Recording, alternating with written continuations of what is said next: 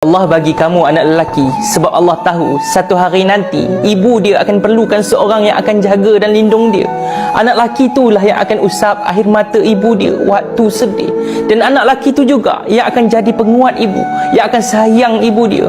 Kemudian bila dia dah tak ada, dialah yang akan talkinkan jenazah ibu dia. Ingat, apa pun yang berlaku, kamu tak boleh memilih anak-anak. Dia baik ke, dia buruk ke, dia tetap dari rahim kamu. Dan kamu yang perlu memilih untuk teruskan tarbiyah dia, walaupun kadang perlukan air mata sebagai bayarannya. Allah bagi kamu anak lelaki sebab Allah tahu satu hari nanti ibu dia akan perlukan seorang yang akan jaga dan lindung dia. Anak lelaki itulah yang akan usap air mata ibu dia waktu sedih. Dan anak lelaki itu juga yang akan jadi penguat ibu, yang akan sayang ibu dia. Kemudian bila dia dah tak ada, dialah yang akan talkinkan jenazah ibu dia. Ingat, apa pun yang berlaku, kamu tak boleh memilih anak-anak.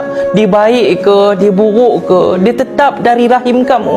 Dan kamu yang perlu memilih untuk teruskan tarbiyah dia, walaupun kadang perlukan air mata sebagai bayarannya.